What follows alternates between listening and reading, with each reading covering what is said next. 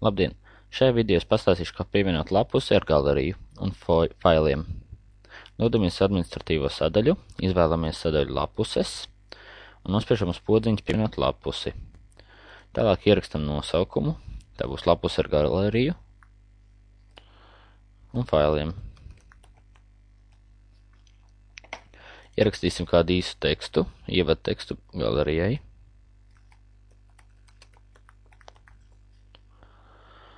Un nospiedīsim uz podziņas pievienot attēlu.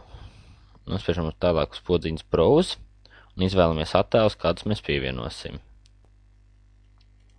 Pievienosim vairākus attēlus.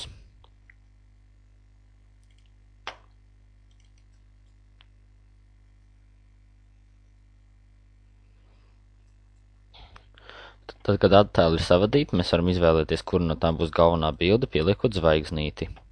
Attēliem var mainīt secību, norādot citus kārtas numurus un pierakstīt kādus nosaukumus bildēm. Bet tie nav obligāti.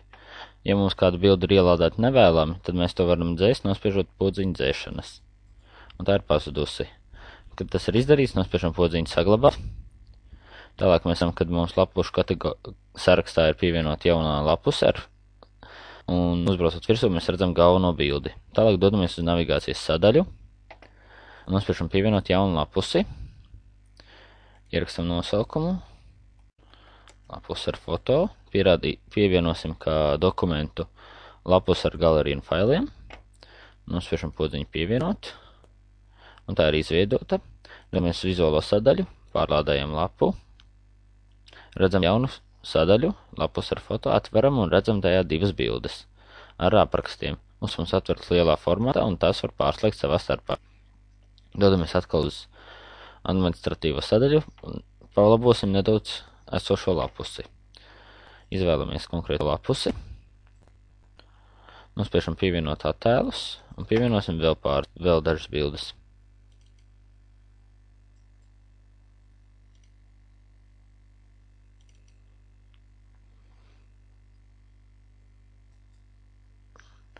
Tad mums tagad ir pievienotas 4 bildes.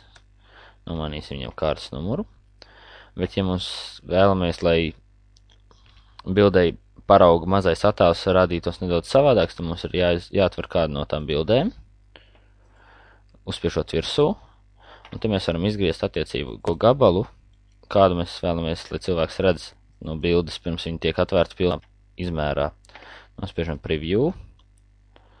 Nospiežam save un saglabāt. Dodamies uz vizuālo sadaļu, pārlādējam lapu un redzam, ka tieši šī bilde ar puķiem ir tieši tā izgraistā apgabala robežās. Un pārējie ir saglabājušies tādi, kādi bija ieldējušies automātiski. Ja mēs vēlamies pievienot lapusē failus, tad atkal dodamies uz tos pašu lapusē ar failiem un izvēlamies pievienot failus. Spiežam browse, ielādējam kādu failu, izvēlamies tā tipu, tas būs attēls, un pievienosim nosaukumu. Un, ja mēs vēlamies šo lapus pievienot kādam lapušu sarakstam, spiežam pievienot lapušu sarakstam, izvēlēsimies lapuses.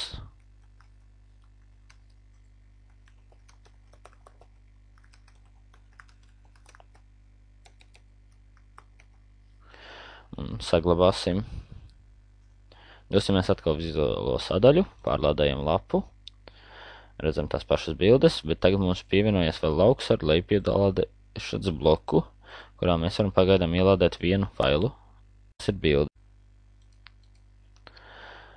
Un, lai redzētu lapusi sarakstā, lapušu kategoriju, tad atveram un redzam te pašu galveno bildi, kas bija ievietota.